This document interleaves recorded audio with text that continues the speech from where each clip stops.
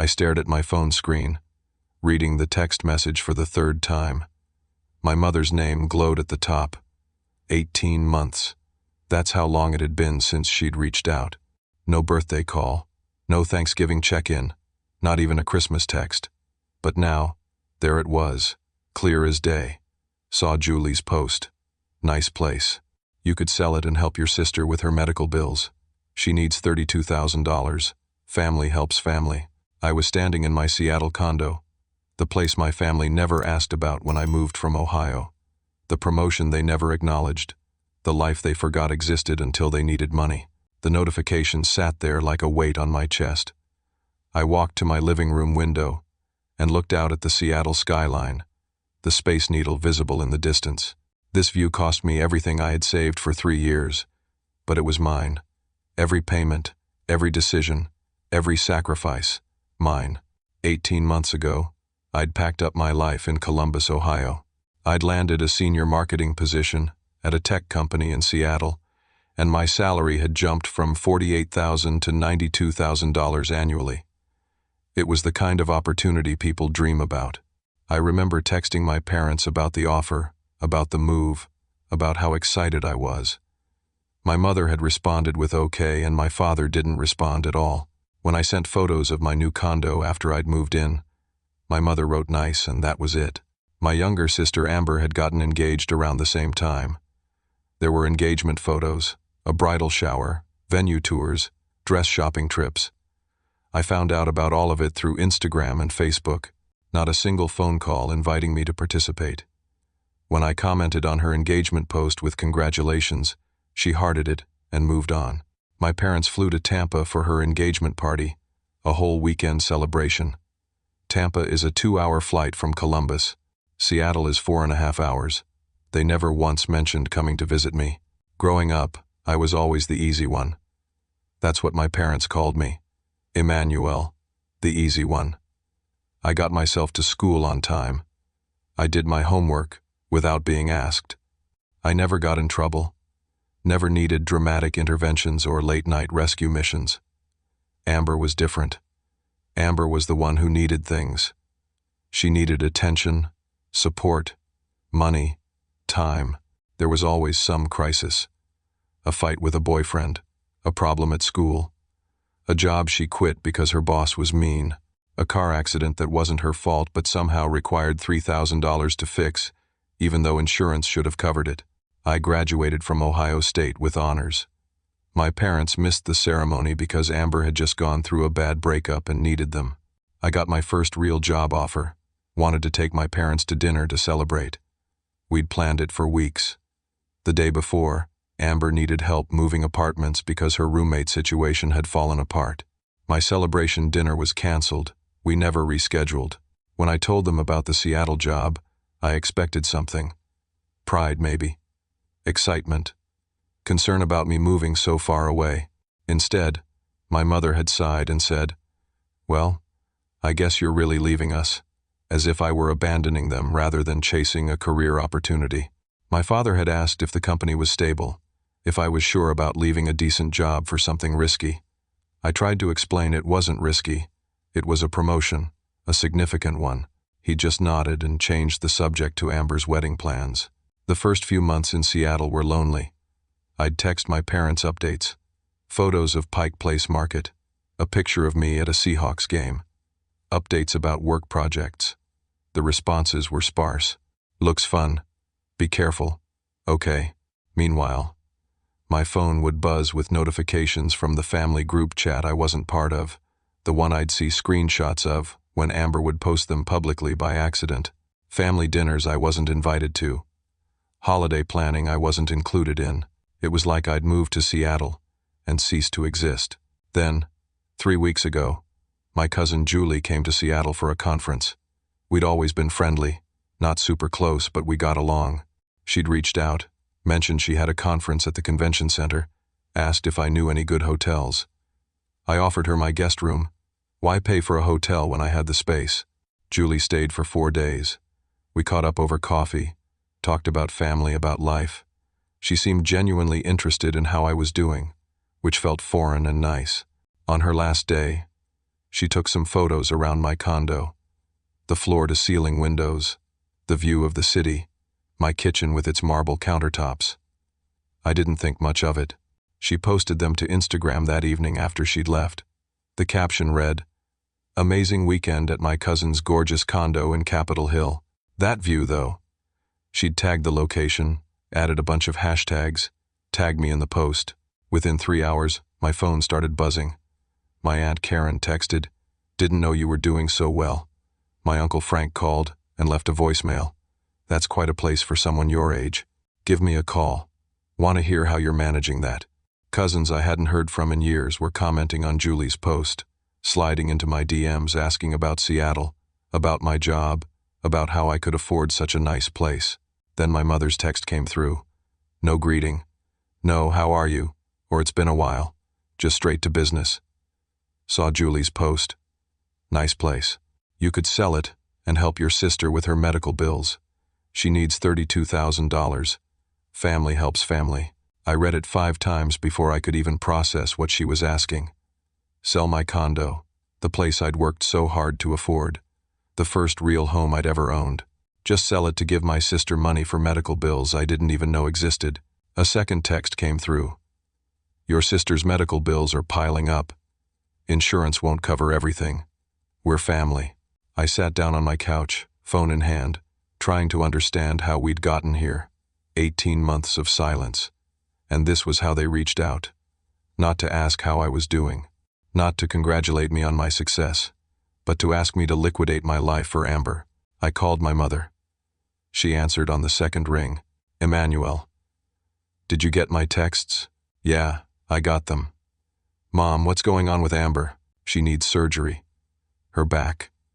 The doctors say it's serious, and insurance is being difficult. We're trying to help her, but it's expensive." "Okay, but you're asking me to sell my condo. That's not something you just do. This is my home." She sighed. That particular sigh that meant I was being difficult. "We're not asking you to be homeless, Emmanuel. You'd have money from the sale. You could rent somewhere cheaper. Your sister needs help. Have you asked Amber about payment plans with the hospital? Medical debt works differently than regular debt. There are options. We've explored everything." Her voice had that edge to it now. "We already told Amber you'd help. She's counting on you. We're putting together a family loan. Everyone's contributing what they can." Something cold settled in my stomach. "What do you mean you already told her I'd help? Your father and I are putting in $8,000. Your Aunt Karen is doing $5,000. We told Amber you'd cover the rest since you clearly have it." I stood up, pacing now. "You told her I'd give her $32,000 without even asking me first?" "Well, we assumed family would matter to you. We assumed you'd want to help your sister." "Mom, you can't just commit my money without talking to me. So you're saying no? You're saying you won't help your own sister?" "I'm saying you should have asked me before making promises on my behalf." There was a long pause. Then my mother's voice came back, colder than I'd ever heard it. "Your father and I have already withdrawn our retirement savings to help. $8,000. We're doing our part. We assumed our son would do his." The words hit me like a punch. They'd already withdrawn retirement money.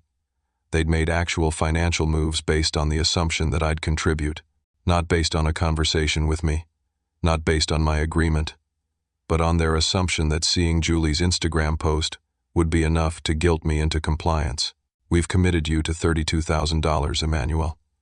Amber is telling the surgeon they can schedule it. This is happening." She hung up before I could respond. I stood there in my living room, the Seattle skyline spread out before me, and realized I'd just been backed into a corner by people who hadn't bothered to call me in a year and a half. My phone rang 20 minutes later. Amber's name flashed on the screen. I considered not answering, but avoiding it wouldn't make it go away. I picked up. "Emmanuel." Her voice was thick, like she'd been crying. The video call request popped up. I accepted it. Amber's face filled the screen. Her eyes were red and puffy, mascara smudged.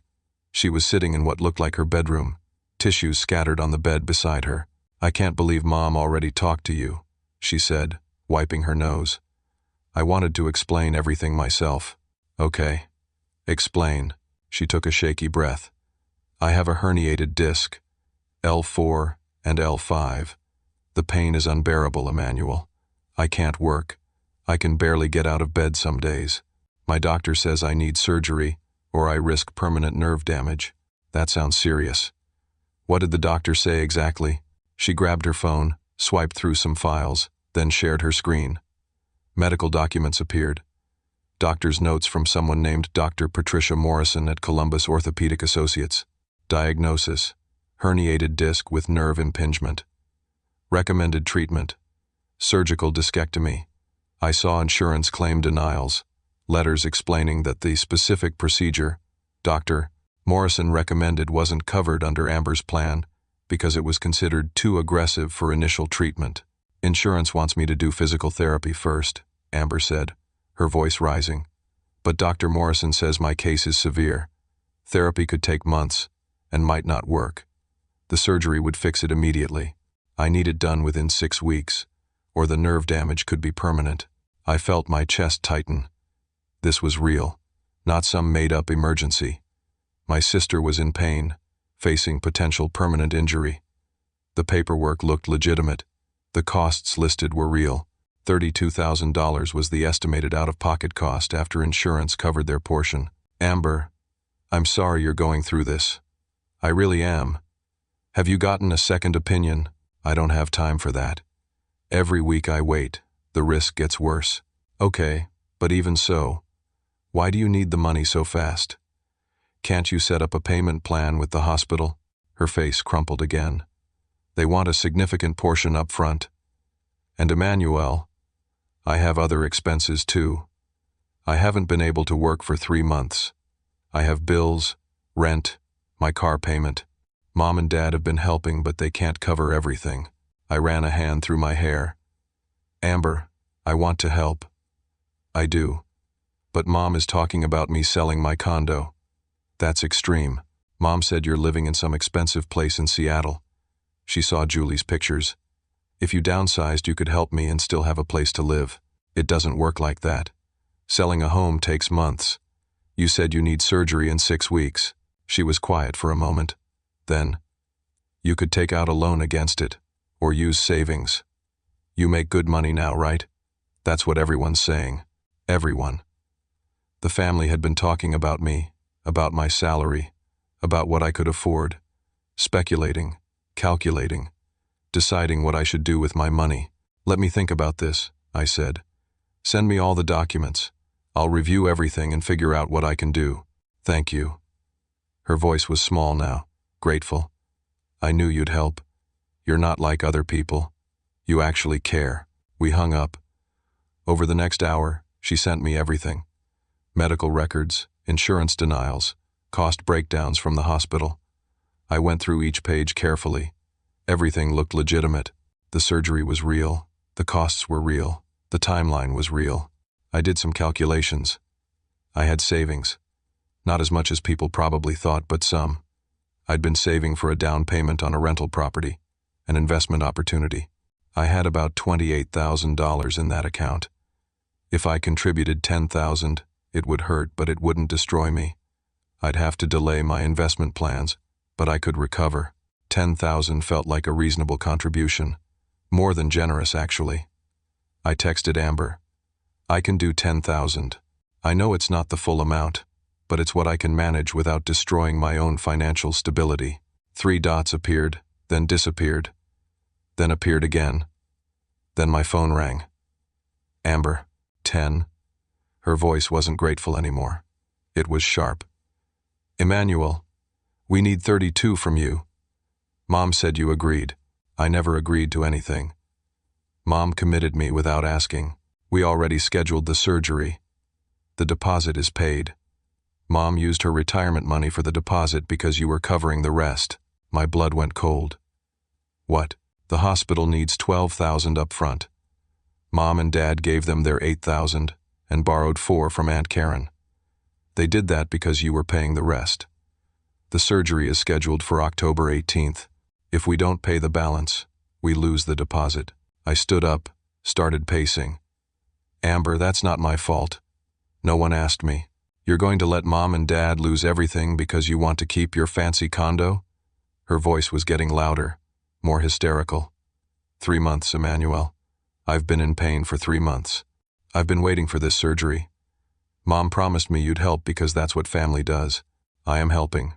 10,000 is helping. It's not enough.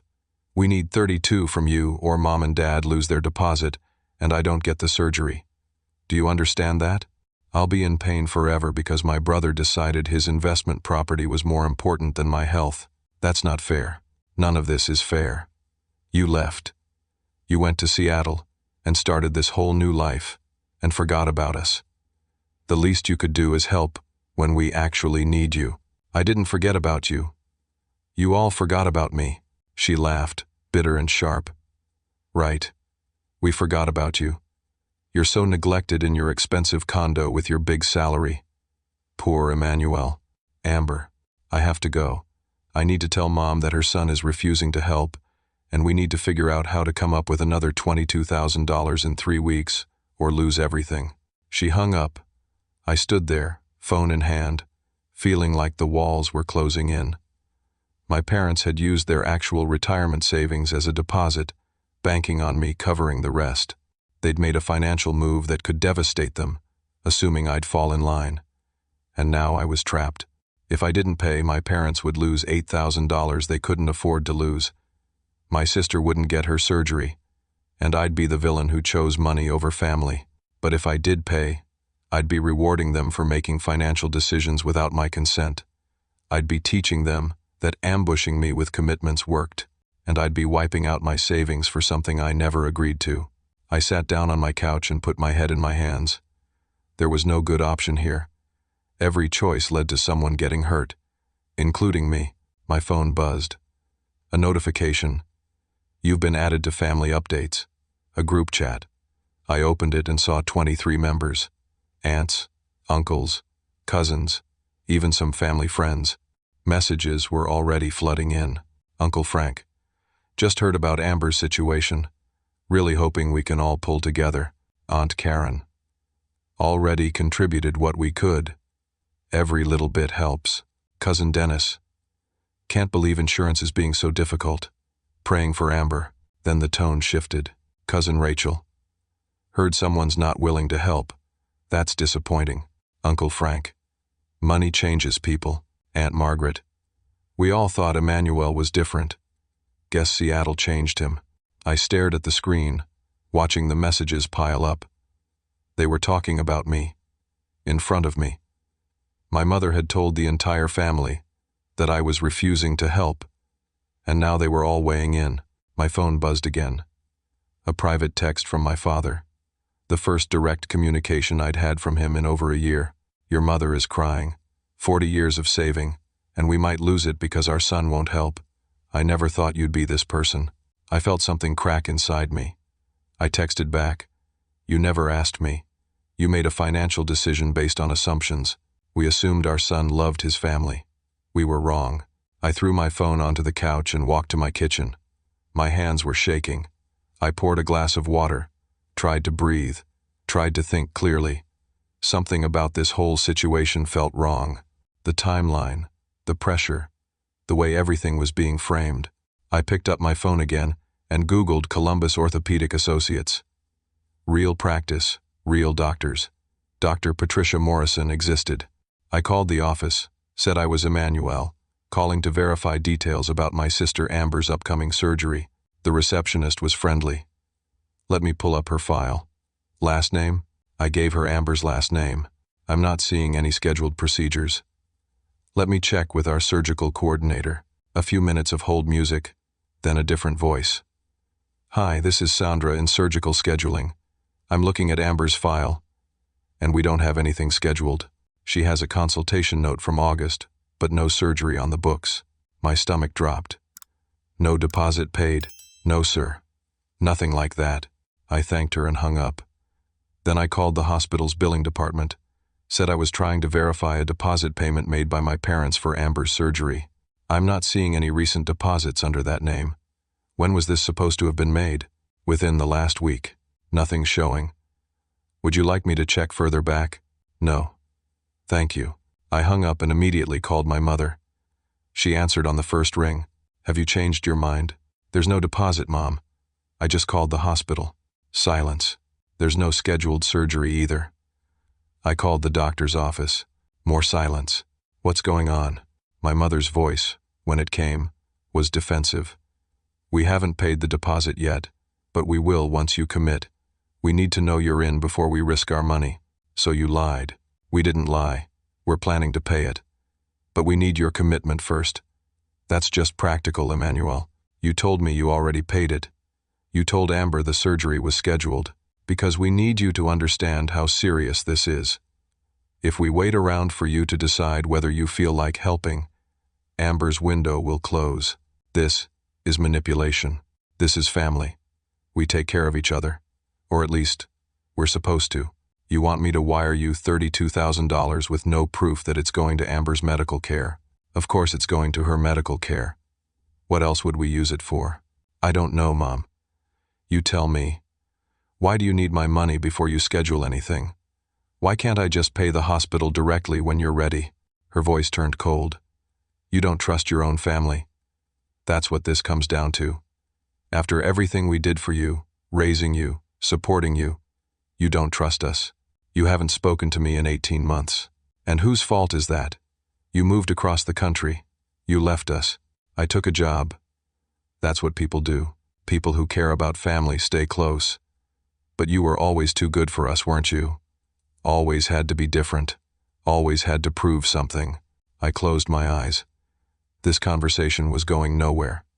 I'm not sending money until I see proof of scheduled surgery and verified costs. Fine. Then Amber stays in pain and your father and I figure out how to help her without you. But don't expect to be welcomed back into this family after you've made your choice clear. She hung up. I stood in my kitchen, my heart pounding. This whole thing was wrong. Everything about it was wrong. My phone rang. My boss, Jason. At 9:30 on a Tuesday night. I answered. Emmanuel, sorry to call so late. We need you in the office first thing tomorrow. HR needs to speak with you. About what? I can't get into details over the phone. Just be there at 8. He hung up. Ice ran through my veins. HR wanted to see me urgently. That was never good. I barely slept that night. I was at the office at 7:45, waiting outside the HR director's office. At 8 sharp, I was called in. Jason was there, looking uncomfortable. The HR director, Patricia Chen, was stone-faced. Emmanuel, we received an anonymous email yesterday evening. It contains serious allegations about financial impropriety. My mouth went dry. What kind of allegations? She turned her monitor toward me. The email was short. Emmanuel has been embezzling company funds to support a lavish lifestyle. See attached evidence. The attachments were screenshots from Julie's Instagram post, but the captions had been edited. Instead of Julie's innocent comments about my condo, the edited versions made it look like I was bragging about buying expensive things with money I shouldn't have. One caption was edited to read, "My cousin's place that he bought with creative accounting." This is fake, I said immediately. Those photos are real, but the captions are edited. My cousin Julie visited and posted about my condo. Someone took her photos and changed the words. Patricia nodded slowly. We're aware the captions appear altered. However, we have to investigate any allegation of financial misconduct. You understand that? Of course. You're suspended with pay while we conduct our investigation. We'll need access to your work computer and files. We'll be in touch within a week. Suspended. The word echoed in my head as I cleaned out my desk, as I turned in my badge, as I walked out of the building I'd worked in for 18 months. Suspended. I sat in my car in the parking garage and checked my phone. A text from an unknown number. Pay up or this gets worse. Family first. Someone in my family had done this. Someone had created fake evidence and sent it to my employer to force my hand. I stared at the message, fury building in my chest. They were sabotaging my career to extort money from me. I needed help. Real help. I hired a private investigator the next morning. Cost me $1,500 I couldn't afford, but I needed to know who sent that email. The investigator, a woman named Diane Cooper, had worked corporate fraud cases for 20 years. She reviewed the email, the attachments, everything. "I can trace this," she said. "Give me 3 days." Those 3 days were hell. I couldn't go to work. My colleagues had seen me escorted out by HR. Word had spread. 2 former coworkers texted asking if I was okay, but most people just avoided me. I walked around my neighborhood, sat in coffee shops, tried not to think about how quickly my life was falling apart. The family group chat continued its assault. Messages about Amber's pain, about my parents' sacrifice, about disappointment and betrayal. I muted it, but I could still see the notification count climbing. 40 messages, 60, 80. Diane called me on day 3. Got it. The email was sent from a public library computer in Columbus, Ohio. Main branch, downtown. They have security cameras. I contacted the library, explained I was working a case, and they pulled the footage from the date and timestamp on the email. "And your uncle, Frank, right? He's on camera, clear as day, using that computer at the exact time the email was sent." I felt sick. Uncle Frank, my father's brother, the man who used to take me fishing when I was a kid. "I'm sending you the footage and documentation. Whatever you're dealing with, it's serious. This is harassment at minimum, potentially criminal depending on damages." I paid her the remaining balance and sat with the evidence. Video footage of Uncle Frank at a library computer. Time-stamped, clear as day. I had proof. I booked a flight to Columbus that afternoon. Last-minute ticket, $600. I couldn't afford it, but I didn't care anymore. This ended now. I landed in Columbus at 7 in the evening, rented a car and drove straight to my parents' house. There was a family barbecue happening. Cars lined the street. I could hear voices and music from the backyard. I walked around to the back gate and let myself in. 20 people were there. My parents, Amber, aunts, uncles, cousins. They all turned to look at me. "Emmanuel," my mother said, surprised. "You didn't say you were coming. We need to talk. All of us." Uncle Frank was by the grill, beer in hand. I walked straight to him. "Did you send an email to my employer accusing me of embezzlement?" The backyard went silent. Frank's face went red. "I don't know what you're talking about." I pulled out my phone and showed him the video footage. His face on a library computer, clear as day. "That's you. At the Columbus Main Library. The date and time matched the email that was sent to my company. I have a private investigator's report. I have proof." Frank looked at my mother, then back at me. "Your mother asked me to do it. She said you needed motivation." The words hung in the air. My mother's face went pale. "You asked him to sabotage my job?" I turned to her. She lifted her chin, defiant. "You wouldn't listen to reason. We needed you to understand how serious this was, so you tried to get me fired. We tried to help you see that family comes first. If you'd just agreed to help Amber, none of this would have been necessary." I looked around the backyard. My father wouldn't meet my eyes. Amber was staring at the ground. Aunt Karen looked uncomfortable. No one spoke up. No one defended me. "You all knew about this?" Silence. "Anyone here think this was wrong?" More silence. Then my father finally spoke. "Maybe if you'd just helped your sister, none of this would have happened." I felt something break inside me. These people, my family, had conspired to destroy my career, and they thought it was justified. "I'm getting a lawyer," I said. "This is harassment. It's criminal." My mother laughed, sharp and bitter. "Go ahead. Sue your own family. That'll look great." I left without another word, drove to a hotel, checked in, and immediately called an employment lawyer whose name Diane had given me. He agreed to see me the next morning. The lawyer, Thomas Bradford, reviewed everything. The email, the edited photos, the video evidence, the threatening text. "You have a strong case for harassment and defamation," he said. "The question is whether you want to pursue it." "What do you mean?" "Pursuing legal action against family is complicated. Emotionally, financially, socially. And here's the hard truth. Even if you win your case against your family, your employer's investigation could take months. These things move slowly.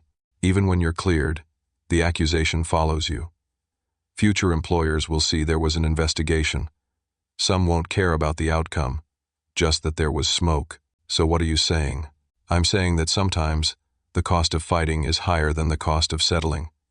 Your legal fees for this could run $40,000 to $60,000 if it drags out. Your family might be betting on you, calculating that paying them is cheaper than fighting them. I sat back in my chair. They'd engineered a situation where giving them money was actually the most economical option. It was brilliant and horrible. What do I do? That's your choice. We can send a cease and desist letter, threaten legal action, maybe scare them into backing off. Or you can pay them and make it go away. Or you can dig in for a long fight. I left his office with no clear answers and a $500 consultation fee on my credit card. When I got back to my hotel, there was a certified letter waiting for me at the front desk. It had been forwarded from my Seattle address. I opened it with shaking hands. It was a lawsuit. My parents were suing me for financial elder abuse. The complaint stated that I had verbally promised to support them in retirement, that they had made financial decisions based on this promise, and that I had reneged on my commitment. They were seeking $32,000 in damages. The lawsuit was public record. I Googled my name. There it was, filed in Ohio Civil Court 3 days ago. My name, the allegations, everything. My phone rang. My company's HR director, Emmanuel. We've become aware of a civil lawsuit involving you and allegations of financial misconduct with family members. Given the ongoing investigation and now this additional concern, we've decided to terminate your employment effective immediately. We'll be sending you documentation regarding your final paycheck and benefits. You're firing me? We're ending your employment during a probationary period of investigation. You have the right to appeal, but given the circumstances, we feel it's the best course of action for the company. She hung up. I sat on the hotel bed, lawsuit in one hand, phone in the other, and tried to process that I'd just lost my job. The job that paid $92,000 a year. The job I'd moved across the country for. Gone. My phone buzzed. My mother. Drop your investigation into the email, pay what you owe, and we'll drop the lawsuit. Otherwise, we'll take everything. They had me cornered. Unemployed, under legal threat, with mounting expenses, and no income. And they knew it. 3 weeks passed. 3 weeks of unemployment, of job applications that went nowhere, of recruiters who showed initial interest, then ghosted me after running background checks. The lawsuit was public. The allegations were public. No one wanted to touch me. I'd burned through $8,000 in legal fees, hotel costs, and living expenses. My savings were dwindling fast. My condo mortgage payment was due in 5 days. I had the money to cover it, but barely. If this continued, I'd have to sell. They were going to win. I was sitting in a Seattle coffee shop, laptop open, scrolling through job listings I knew wouldn't pan out, when my phone rang. Julie. I almost didn't answer. Julie's Instagram post had started this whole nightmare, but something made me pick up. Emmanuel, I need to talk to you. I've been feeling terrible about what happened. It's not your fault. No, you don't understand. I need to tell you something. Can we meet? An hour later, we were sitting across from each other at the same coffee shop. Julie looked exhausted, guilty. Amber asked me to visit you, she said without preamble. Specifically asked me to come to Seattle, stay with you, and post photos of your place. I went very still. What? She called me 2 months before my conference. Said she was worried about you, that you'd been distant, that the family wanted to reconnect, but needed to know how you were doing. She suggested I visit, said it would be a good cousin bonding experience. She told me to take lots of photos and post them so the family could see you were doing well. She set this up. I didn't realize it at the time. I thought she was being thoughtful. But after everything that's happened, I started thinking about how specific her instructions were. Make sure you show how nice his place is. Tag the location so everyone can see. Post during prime time so everyone sees it. I thought she just wanted the family to see you were okay. But she was setting you up. Julie pulled out her phone and showed me screenshots. Text messages between her and Amber. Amber. When you visit Emmanuel, definitely post about his place. We need to show the family how well he's doing so they know he can help with my medical bills. Another message. Get photos of anything expensive looking. His kitchen, his view, his furniture. We need people to see he's loaded. And another. Make sure Uncle Frank and Aunt Karen see the post. They need to know Emmanuel can afford to help me. I stared at the messages, feeling cold. There's more, Julie said. I started asking around the family, quietly. Your Aunt Karen told me something. Amber's medical condition is real, but it's not as urgent as she's been saying. What do you mean? The doctor did recommend surgery as an option, but only if physical therapy fails first. Physical therapy is the standard treatment. Insurance will cover 70% of it, but Amber chose to skip straight to surgery. Why would she do that? Because physical therapy requires work. She'd have to go 3 times a week, do exercises at home, actually put in effort. Surgery means she can be helpless, get attention, have people take care of her. And here's the thing. The $32,000 isn't all for medical costs. Julie showed me more screenshots. A conversation between Amber and a mutual cousin. Amber.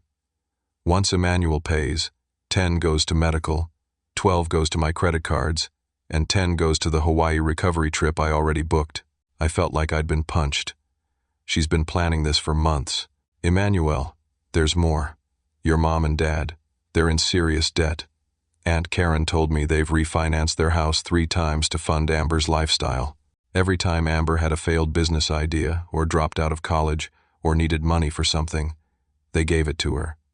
They're buried. How much? Karen thinks around $137,000 in total debt. The lawsuit, the pressure, all of it. It's not really about Amber's medical bills. It's about them needing money desperately and seeing you as their way out. I sat back, trying to process everything. This wasn't about family helping family. This was a coordinated plan to extract money from me, using guilt, manipulation, and sabotage. I'm so sorry, Julie said. I feel like I helped them do this to you. You didn't know. I should have questioned it more. I'm going to testify for you if you need me to. I have all these messages saved. I'll tell anyone who needs to know what really happened. We talked for another hour. Julie gave me copies of everything. The text messages, the conversations, all of it. Evidence. Proof that this whole thing had been engineered. I went home and immediately called my lawyer. Sent him everything Julie had given me.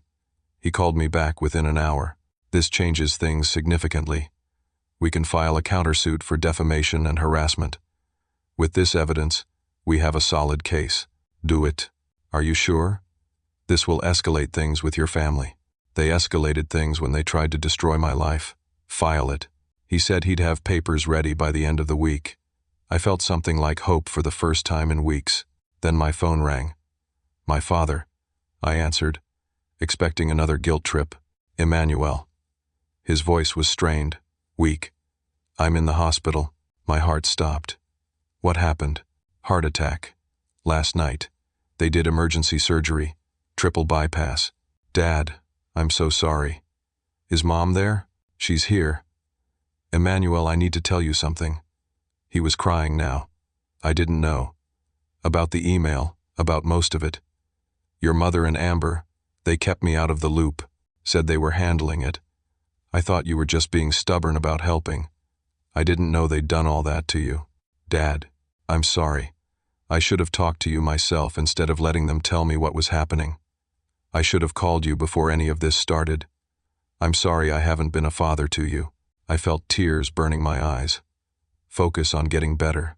We can talk about everything else later. There's something else. His voice dropped to a whisper. The hospital bills. My insurance won't cover everything. The surgeon said it's going to be around $80,000 out of pocket. Your mother doesn't know yet. I asked them not to tell her. My chest tightened. Another medical bill. Another crisis. Another amount of money I didn't have. We'll figure it out, Dad. Just focus on recovering. I hung up and immediately called the hospital, asked to speak to the billing department about my father's account. They connected me to a patient financial counselor. I'm calling about my father's heart surgery costs. I was told it would be $80,000 out of pocket. Let me pull up his account. Typing sounds. Okay, I'm looking at his insurance information. His out-of-pocket maximum for the year is $6,500. Everything beyond that is covered at 100%. Relief flooded through me. So the total he'll owe is $6,500? That's correct. Not $80,000? No, sir. I'm not sure where that number came from. I thanked her and hung up. Then I called my father back. Dad, I just talked to the hospital. Your actual bill is $6,500, not $80,000. Silence. Who told you it was $80,000? More silence. Then, your mother was in the room when the surgeon came in. She must have misunderstood. Put her on the phone. Emmanuel. She's very upset right now. Put her on the phone. Rustling sounds. Then my mother's voice. Emmanuel, the hospital bill is $6,500, not $80,000. Why did you tell Dad it was $80,000? I don't know what you're talking about. I just spoke to the billing department. $6,500 is the out-of-pocket maximum. Why are you lying about the cost? Her voice turned sharp. Maybe I was mistaken. Does it matter? Your father needs help. It matters because you're trying to manipulate me again. Even with Dad in a hospital bed, you're still lying. How dare you? Your father just had a heart attack and you're accusing me of lying. I'm accusing you because you are lying. This whole thing has been lies. Amber's urgent surgery that wasn't scheduled. The deposit you hadn't paid. The costs that don't add up. All lies. She was crying now. We need that money, Emmanuel. We have debt. We're drowning. The lawsuit was supposed to scare you into helping. We never thought you'd actually fight back. You tried to destroy my career. Because you wouldn't help us. What were we supposed to do? Ask me. Honestly. Instead of manipulating and lying and sabotaging, would you have helped if we'd just asked? I thought about that. I don't know. Maybe. But you never gave me the chance. Because we knew you'd say no. You left us. You moved away and forgot about us. I didn't forget about you. You forgot about me. She hung up. I sat there, phone in hand, trying to understand how my family had become these people. Or maybe they'd always been these people and I'd just never been in a position to see it.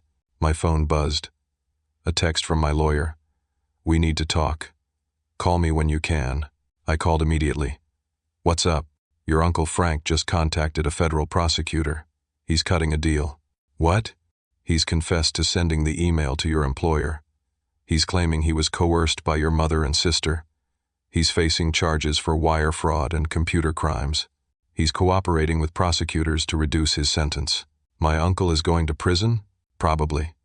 And here's the bigger issue. The prosecutors want to talk to you. They're building a case, and they want to know if you want to press charges against your mother and sister for conspiracy. Conspiracy to do what? To commit fraud, harassment, extortion. Based on the evidence we have, they could face charges too. But it's your choice whether to cooperate. I felt nauseous. If I cooperate, my mother and sister go to prison? Potentially. Your uncle is already looking at 14 months minimum.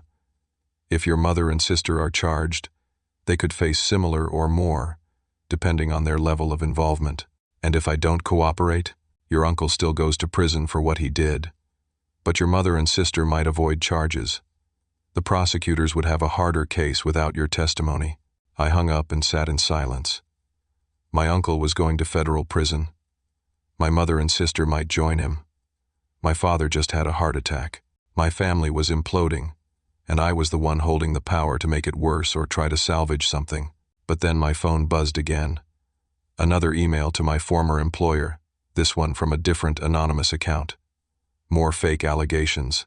They hadn't stopped. Even with everything falling apart, someone was still trying to hurt me. I called the prosecutor's office and left a message. I'll cooperate.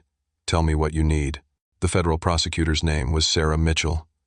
We met at her office in downtown Seattle. She was in her 40s. Sharp, direct. Thank you for coming in.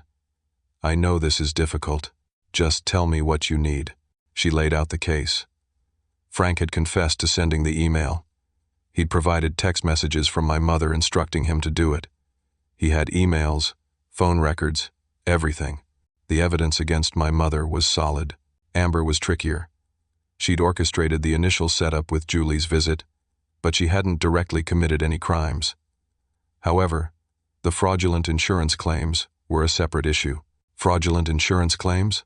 I asked. Your sister filed for disability benefits claiming she couldn't work due to her medical condition. She's been receiving $1,200 a month for 3 months. However, we have evidence she's been working under the table at a friend's boutique, and her social media shows her doing high-intensity workouts. She showed me Instagram posts from a private account. Amber at a gym, lifting weights, doing squats.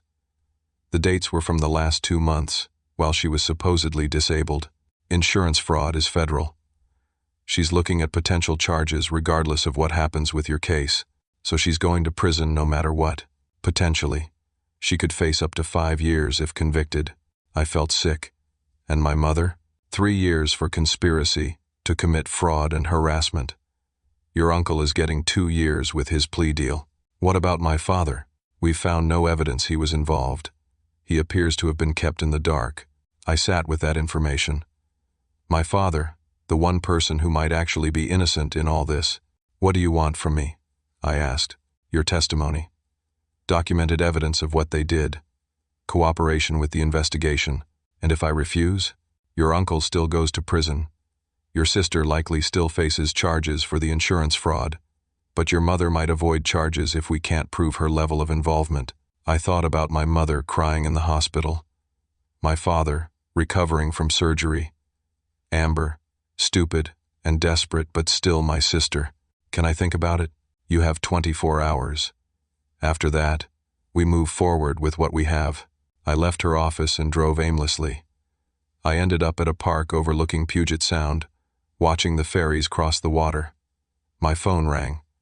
Julie, Emmanuel, something else happened. Your mother and Amber are fighting. Amber told Aunt Karen that your mother pressured her into the whole scheme, that she didn't want to do it. Your mother is telling everyone that Amber is lying, that Amber came up with everything and manipulated her. They're turning on each other. The family is taking sides. It's a mess. Your father called me from the hospital. He wants to talk to you. I drove to the hospital. My father looked smaller in the hospital bed, older than I remembered. He was 58 but looked 70. Emmanuel, thank you for coming. How are you feeling? Like hell? He tried to smile. Physically and every other way.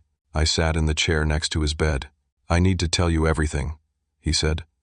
Your mother and I, we made terrible choices. Not just lately. For years. We enabled Amber. We always have. Every time she had a problem, we fixed it. Every time she made a bad decision, we bailed her out. We told ourselves we were helping, but we were just teaching her that actions don't have consequences. Dad, and you, we neglected you. You were easy, so we took you for granted. We assumed you'd always be okay because you always had been. We didn't celebrate your successes because we were too busy managing Amber's failures. I'm sorry. I know. The debt is real. $137,000. Credit cards, home equity loans, personal loans. All of it went to Amber. Failed businesses, dropped college courses, cars she wrecked, apartments she abandoned. We kept thinking the next thing would be different.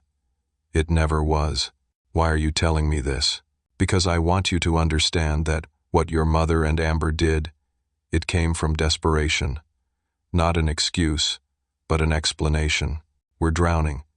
And when we saw you succeeding, it felt like a lifeline.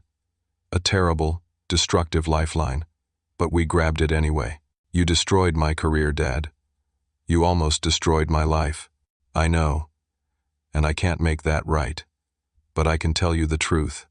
And I can tell you that whatever happens next, I support you. If you press charges, if you walk away, if you never speak to us again, I understand. You protected yourself. That's what I should have taught you to do, years ago. He started crying. I sat there, watching my father break down, feeling my own tears coming. I'll pay your medical bills, I said. The real ones. The $6,500. But that's all I can do. That's more than we deserve. I left the hospital and called Sarah Mitchell. I'll cooperate, but I want to make a deal. What kind of deal? I'll testify. I'll provide everything you need. But I want to ask for leniency. Probation instead of prison time for my mother. I want restitution paid back to me, but I don't want her locked up. That's not typically how this works. Then make it work. My father just had a heart attack. My sister is facing her own charges. If my mother goes to prison, my father will be alone dealing with all of this. I'm willing to help you build the case, but I want something in return. She was quiet for a moment. I'll talk to my superiors. No promises. 2 days later, we had an agreement. I'd provide full testimony and evidence. In exchange, the prosecutors would recommend probation for my mother if she pled guilty. Amber's insurance fraud case would proceed separately, but they'd recommend reduced charges if she made full restitution. The family meeting happened at my lawyer's office. My mother, Amber, their lawyer, my lawyer, and me. Frank had already taken his plea deal and wasn't present. My lawyer laid out the terms. Full admission of guilt, recorded and signed. Restitution of my legal fees, $11,000. A restraining order for 5 years. In exchange, I'd advocate for probation for my mother. My mother's lawyer advised her to take it. She signed the papers, hands shaking. Then it was Amber's turn. She'd have to plead guilty to insurance fraud, pay back the $3,600 she'd received fraudulently, plus fines. Community service, 18 months probation. Why are you doing this? Amber asked me. After everything we did to you, why are you giving us a way out? Because you're still my family. And because I want this to end. Not with everyone in prison, but with everyone understanding that actions have consequences. You're getting probation instead of prison, but you're still paying for what you did. That's fair. She signed the papers. The legal proceedings took 2 months. Frank got 14 months in federal prison.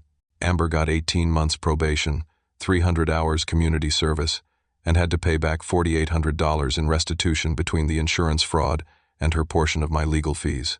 My mother got 2 years probation and had to pay $6,500, her portion of my legal fees.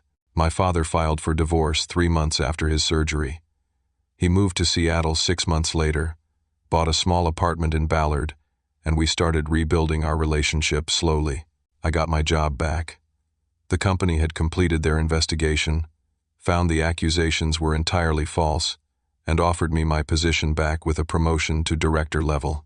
Salary jumped to $132,000. I negotiated back pay for the time I was suspended and got a formal written apology that would be placed in my file, clearing my record. I used the back pay and my savings to finally invest in that rental property I'd been planning, a duplex in Beacon Hill. The renters covered the mortgage and then some. 1 year later, I was standing in my condo looking out at the Seattle skyline. Same view, but everything was different. My father was coming over for Thanksgiving. Our first holiday together in 3 years. The last 12 months had been about healing, slowly and carefully. My father and I talked on the phone twice a week. Nothing heavy, just checking in. He came to Seattle once a month, and we'd get coffee, walk around Pike Place Market, watch Seahawks games. We were building something new, a relationship based on honesty instead of assumptions. Amber had completed her community service. She'd sent me a letter 6 months into her probation. It was simple. I'm sorry. I was jealous. You left and succeeded. And I stayed and failed. And I wanted you to fail too. That was wrong. I'm working on being better. I'd written back. Thank you. I hope you find what you're looking for. We weren't close, probably never would be. But the anger had faded into something more like sadness for what could have been. My mother and I hadn't spoken directly. She'd paid her restitution in monthly installments. My father told me she'd gotten a job at a grocery store, was in therapy, was trying. I didn't know if we'd ever repair our relationship. Maybe some things stay broken. Maybe that was okay. My phone buzzed. Julie had posted a photo from her own new apartment in Portland. The caption read, "Learned from the best. Worked hard, saved smart, made it happen." She'd gotten a promotion, moved to a bigger city, was building her own life. I commented with a thumbs up and congratulations. The doorbell rang. My father, right on time, carrying a store-bought pumpkin pie and a 6-pack of local beer. "Happy Thanksgiving," he said. "Happy Thanksgiving, Dad." We set up in my living room. I'd cooked a small turkey, made mashed potatoes and green beans. Nothing fancy, but it was ours. We ate and watched football and talked about normal things. Work, weather, the Seahawks' playoff chances. During halftime, my father looked at me seriously. "Can I ask you something?" "Sure." "Do you regret how everything happened? Standing up to your mother and Amber, pressing charges, all of it?" I thought about that question. I thought about the pain of the last year and a half. The fear, the anger, the loss. I thought about my empty savings account, the legal fees, the stress. I regret that it had to happen this way. I regret that my family chose manipulation over honesty. But do I regret standing up for myself? I looked at him. No. For the first time in my life, I chose me, and that saved me. He nodded slowly. "I'm proud of you." I should have said that a long time ago, but I'm saying it now. I'm proud of who you are and what you've built. Those words meant more than he knew. We finished dinner, and he headed home. I cleaned up the dishes and stood at my window again, looking at the city lights. My phone buzzed with a text from a woman I'd been seeing for the past 2 months. Rachel. We'd met at a work conference, started talking, discovered we both valued independence and clear communication. She was coming over later for pie and wine. My life wasn't perfect. I was still rebuilding my savings. I still had moments where I'd see a family photo on social media and feel a pang of something like grief. But I also had peace, real peace. The kind that comes from knowing you stood up for yourself even when it was hard. I thought about what I'd learned through all of this. Family is important, but not at the cost of your own destruction. Loving someone doesn't mean letting them abuse you. Setting boundaries isn't cruelty, it's survival. The people who truly love you won't weaponize your success against you. You can't set yourself on fire to keep others warm. Those were hard lessons, painful lessons, but they were true. My phone buzzed. "Rachel." "On my way. Bringing ice cream." I smiled. Life was good, different than I'd imagined, smaller in some ways, but mine. Fully, completely mine. 2 years ago, my family forgot I existed until they needed something from me. They tried to manipulate me, sabotage me, destroy me, and in doing so, they taught me the most valuable lesson of my life. Sometimes, the most loving thing you can do for yourself is walk away. I didn't walk away forever. My father and I had found our way back to each other. Maybe someday, Amber and I would talk again. Maybe my mother and I would find some kind of peace. But it would happen on my terms, with clear boundaries and honest communication. Or it wouldn't happen at all. And I was okay with either outcome, because I'd learned something important. I could survive without them. I could thrive without them. And knowing that, truly knowing it deep in my bones, gave me a freedom I'd never had before. The doorbell rang again. Rachel, right on time, with a pint of salted caramel ice cream and a bottle of wine. We settled on the couch, ate pie, talked about her family's Thanksgiving drama that was mild compared to mine. She made me laugh. I made her laugh. It was easy and warm and real. Later that night, after she'd left, I sat at my window one more time. The city was quiet, peaceful. I pulled out my phone and opened a note. I'd been working on something, a letter I might never send but needed to write. To anyone who's ever been the forgotten one, the easy one, the one who didn't need attention until someone needed something from you. Your success isn't selfish. Your boundaries aren't cruel. Your choice to protect yourself isn't betrayal. It's survival. And you deserve to survive. You deserve to thrive. Don't let anyone convince you otherwise. Not even family. Especially not family. I saved the note and closed my phone. Tomorrow, I'd go back to work. I'd continue building my life, piece by piece. I'd keep setting boundaries. Keep choosing myself. Keep moving forward. Because that's what you do when you survive. You keep going. You keep growing. You keep choosing yourself. Again and again. Until it becomes second nature. And eventually, you realize that the life you built from the ashes of what broke you is better than anything you had before. Not because the breaking didn't hurt, but because the rebuilding taught you who you really are. I was Emmanuel. I moved states, got promoted, built a life. My family forgot I existed until they needed money. They tried to destroy me to get it, And I survived them, more than survived. I won, not through revenge or cruelty, but through boundaries, truth, and the courage to choose myself when everyone else wanted me to choose them. That was my story. That was my victory. And standing in my condo, looking out at my city, I knew with absolute certainty that I'd made the right choice, every single time. Now, I want to hear from you. Have you ever been in a situation where family pressured you financially or tried to guilt you into something you weren't comfortable with? How did you handle it? Did you set boundaries or did you give in? What advice would you give to someone facing a similar situation? Drop your thoughts in the comments below. Your story might help someone else who's struggling with the same thing right now. If this story resonated with you, please hit that like button. It helps more people find these stories and maybe find the courage to stand up for themselves. And if you haven't already, subscribe to the channel and hit the notification bell so you never miss a story. Share this with anyone who might need to hear it. Sometimes, knowing you're not alone makes all the difference. Thank you for listening to my story. Thank you for being here. I hope you found something in it that helps you, encourages you, or simply lets you know that standing up for yourself, even when it's hard, even when it costs you, is always worth it. Take care of yourselves. Set those boundaries. Choose you. And remember, the people who truly love you will respect your limits, not test them. Until next time.